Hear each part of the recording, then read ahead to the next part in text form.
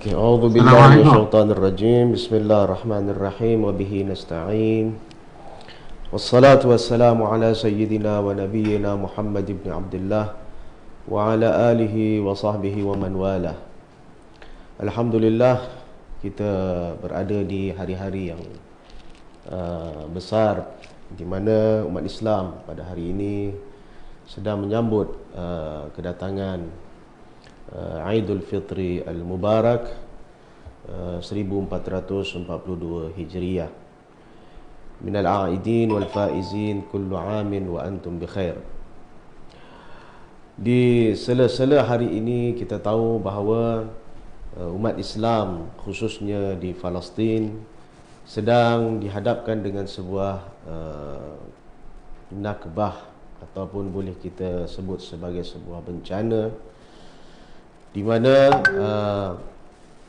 keganasan dan kezaliman rejim haram Zionis Israel seperti yang kita tahu masih tidak berhenti.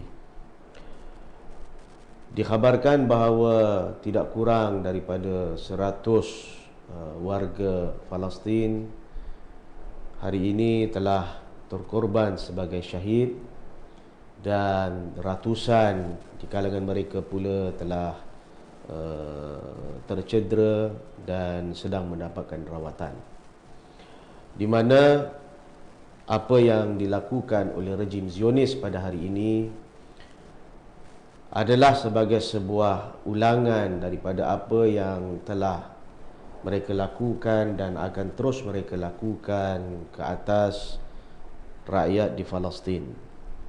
Ini adalah bukti bahawa berhadapan dengan rejim haram Zionis Israel ini tidak ada bahasa yang lebih tepat kecuali dengan bahasa jihad yang dilakukan oleh rakyat Palestin. Islam telah mengajarkan kita tentang jihad, dan hari ini kita tahu bahawa perjuangan rakyat Palestin adalah perjuangan yang benar-benar sebagai contoh untuk kita lihat apakah jihad yang sebenar.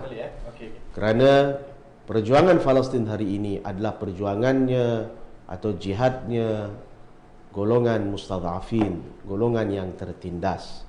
Mereka hari ini telah bertahan, kita tahu hampir tidak kurang daripada 70 tahun sejak daripada peristiwa Nakbah yang kita sambut setiap tahun pada 15 Mei, besok 15 Mei adalah bukti bahawa pertahanan yang dilakukan dan ketangguhan yang ditunjukkan oleh rakyat Palestin sejak sekian lama adalah bukti bahawa mereka itu benar-benar mempertahankan apa yang telah mereka perlu pertahankan sebagai sebuah tanggungjawab, sebagai sebuah tanggungjawab sebagai warga Palestin bumi yang sah, bahkan sebagai sebuah tanggungjawab syar'i mereka untuk mempertahankan diri, maruah keluarga dan juga kehormatan Masjidil Aqsa daripada diceroboh dan dihina oleh tentera rejim haram Zionis Israel. Karena itu, saudara-saudari yang saya kasihi sekalian, dalam kesempatan ini saya ingin menyampaikan beberapa mesej dan pesan untuk kita sama-sama berusaha untuk melakukan dan kita upayakan agar isu Palestin ini dan isu Al-Quds ini tidak berhenti sekadar pada waktu-waktu dan musim-musim di saat Gaza ataupun bumi Al-Quds itu diserang. Yang pertamanya, kita tahu bahawa kita harus faham bahawa yang namanya rejim haram Zionis Israel ini adalah disebut sebagai sebuah entiti yang tidak mengenal erti kebaikan dan kedamaian. Kenapa? kerana entiti ini adalah entiti yang memiliki agenda busuk, agenda yang jahat, yang bertujuan untuk menguasai dunia ini dengan seluruh strategi penjajahannya bagi merealisasikan agenda Zionisme ini. Palestin, bumi Al-Quds adalah tanah yang menjadi pusat penting untuk kita lihat sebagai contoh yang paling nyata bagaimana rejim haram Zionis Israel ini dalam apa upaya yang mereka lakukan adalah bagi merealisasikan tujuan dan agenda Zionisme itu. Tetapi seperti yang saya katakan tadi, kita harus faham bahawa entiti ini tidak pernah mengenal erti kebaikan dan juga erti kedamaian. Mereka akan berupaya dalam setiap waktu untuk melakukan penjajahan dan juga melakukan kerosakan dan juga tujuan-tujuan yang jahat di atas muka bumi ini. Zaharal fasadu fil barri wal bahri bima kasabat aydin nas. Allah berfirman di dalam Al-Quran, telah nyata, telah zahir fasad, yakni kerosakan fil barri wal bahri, di atas muka bumi dan juga di lautan. Akibat dari mana? Akibat daripada perbuatan-perbuatan yang dilakukan oleh manusia. Dan ayat itu memperjelaskan kepada kita bahawa salah satu di antara maksud ataupun contoh yang paling nyata golongan mufsidin, golongan pelaku kerosakan di atas muka bumi ini, mujrimin, golongan penjenayah di atas muka bumi ini adalah entiti Zionis Israel ini. Karena itu kita harus tahu juga bahawa di saat berhadapan dengan kelompok ini, maka ada beberapa peranan dan juga sikap yang harus kita ambil sesuai dengan kelompok seperti ini. Iaitu pertamanya, kita harus punya sebuah kesedaran dan membangkitkan kesedaran di dalam masyarakat khususnya bahawa kehidupan yang kita lalui ini, kita sedang berhadapan dengan adanya sebuah ancaman yang sama ada kita sedar atau kita tidak sedar, dan ancaman itu bukan hanya membahayakan diri kita, bahkan membahayakan kepada masyarakat kita. Ancaman itu adalah ancaman yang kita sedar ataupun kita tidak sedar. Adalah ancaman yang datangnya daripada ifsad ataupun kerosakan-kerosakan yang dilakukan oleh kelompok ataupun entiti rejim haram Zionis Israel ini. Segala kejahatan, segala keburukan yang mereka lakukan bertujuan untuk sama ada melalaikan ataupun membuatkan kita sebagai umat Islam khususnya dan sebagai para pencinta kemanusiaan itu lupa terhadap apakah tanggungjawab kita sebagai seorang Muslim dan apakah tanggungjawab kita sebagai seorang manusia terhadap manusia yang lain ataupun Muslim terhadap Muslim yang lain. Allah berfirman, innamal mu'minuna ikhwatun. Adalah ayat yang nyata, ayat yang jelas, yang bermaksud hanya saja orang-orang yang beriman. Al-mu'minun, Allah tidak berbicara tentang mukmin satu orang, Allah berbicara tentang orang-orang yang beriman. Innamal mu'minuna ikhwatun, di mana mereka itu mempunyai identiti dan sifat bersaudara sesama mereka. Ini menunjukkan apa? Bahawa Allah Subhanahu wa taala memberikan suatu isyarah kepada kita bahawa dalam kita menanggapi sebagai seorang Muslim atau seorang mukmin dalam kehidupan ini, kehidupan seorang mukmin, seorang Muslim itu tidak boleh hanya sebatas hanya memikirkan tentang kehidupannya pribadi semata-mata.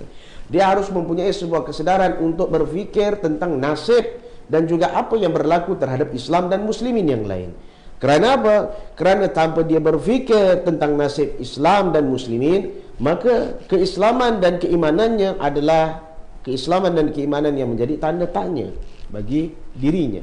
Kerana itu Allah menyebutkan bahawa innamal mu'minuna ikhwatun untuk memperjelaskan kepada kita bahawa Iman dan keislaman itu adalah sebuah kelompok besar, entiti besar, yang mana ianya bergandingan di antara satu dengan yang lain untuk merealisasikan tujuan-tujuan ilahi dan tujuan-tujuan kemanusiaan di atas muka bumi ini. Kerana itu, berdasarkan ayat itu, bahkan banyak juga ada riwayat-riwayat yang menyebutkan tentang hal ini, maka pertama, seperti yang saya sebutkan tadi, mewujudkan, membangkitkan kesedaran di dalam diri kita dan juga sesama umat Islam, sesama kaum mukminin adalah sebuah tanggungjawab syar'i, sebuah kewajipan ilahi yang Allah Subhanahu wa taala telah fardukan di dalam Al-Quran dan juga telah dipraktikkan, telah dicontohkan oleh junjungan besar kita Nabi Muhammad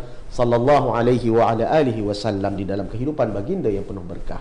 Karena itu, sampaikan, peringatkan sesama kita di dalam ruang-ruang yang kita ada, lisan kita, bicara kita, tulisan-tulisan kita, di media-media sosial kita.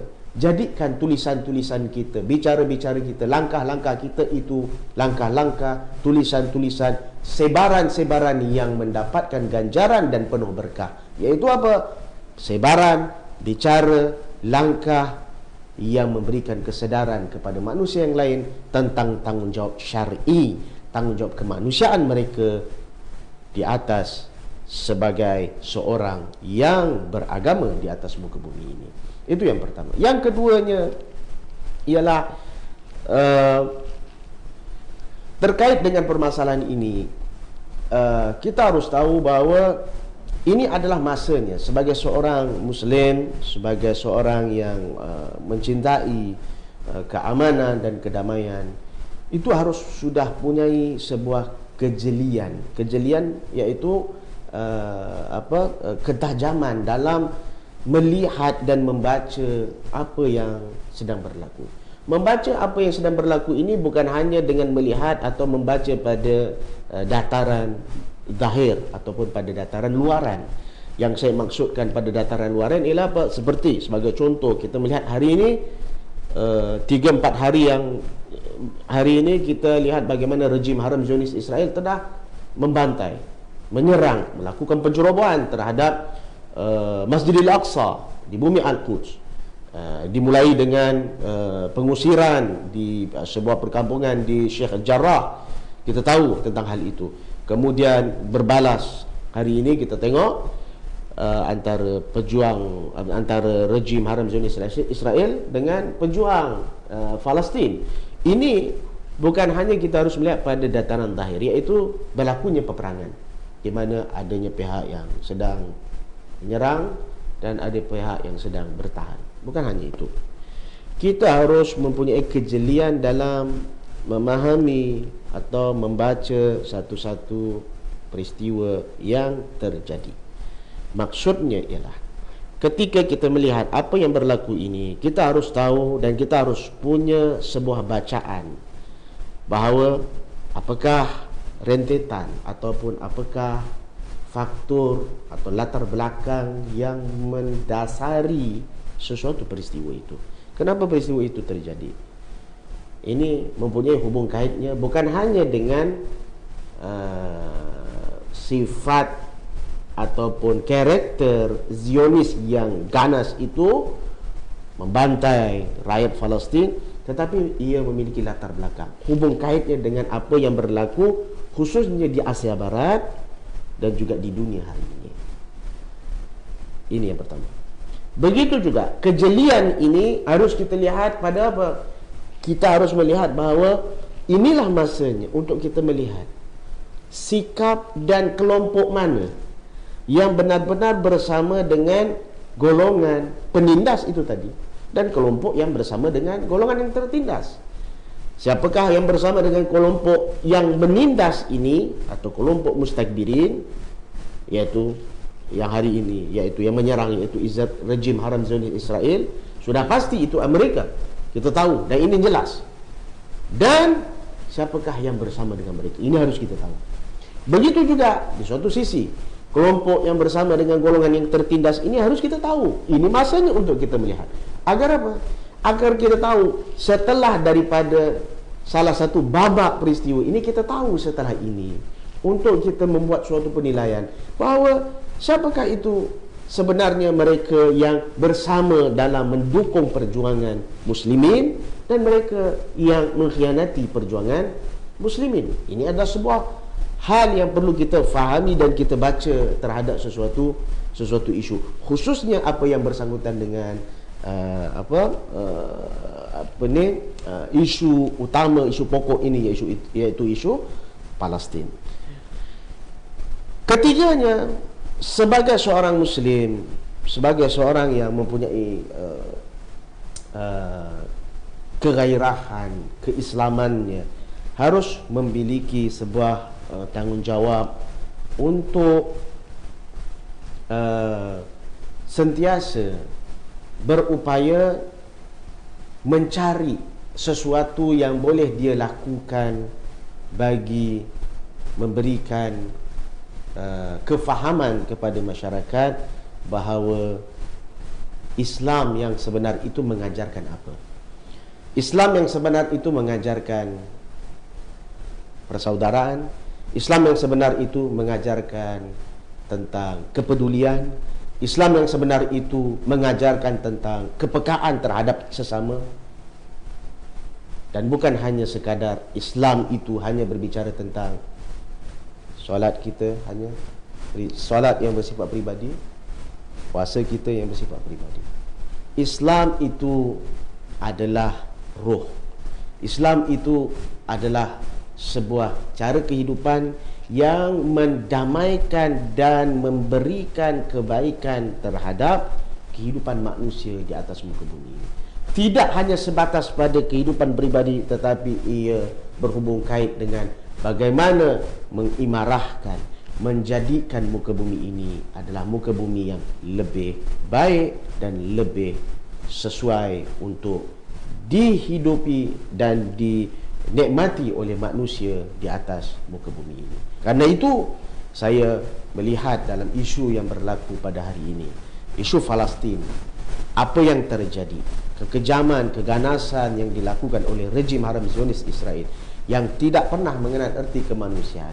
Percayalah, ini adalah di antara tanda-tanda awal bahawa Al-Quds, Masjidil Aqsa, tanah-tanah yang terampas daripada bumi Palestin itu lebih hampir untuk mendekati kemenangan dan kebebasan bagi rakyat Palestin. Percayalah bahawa Al-Quds dan Masjidil Aqsa semakin hampir untuk dibebaskan. Percayalah bahawa rejim haram Zionis Israel ini semakin hampir menuju ke arah kehancuran. Percayalah bahawa Amerika hari ini dan Israel itu lemah dalam berhadapan dengan kebangkitan Islam yang sedang bangun di atas muka bumi ini. Moga-moga apa yang berlaku hari ini di bumi Palestin, perjuangan yang dilakukan oleh para pejuang Islam di sana, kita doakan semoga ia menjadi di antara asbab Allah Subhanahu wa taala merealisasikan janji terakhirnya di atas muka bumi ini. In tansurullaha yansurkum wa yuthabbit aqdamakum. Wahai orang-orang yang telah beriman, kalau kalian membantu Allah, yakni berjuang di jalan Allah, percayalah Allah pasti akan menolong kalian. Allah pasti akan memberikan kemenangan kepada kalian, dan Allah akan menetapkan langkah-langkah kalian.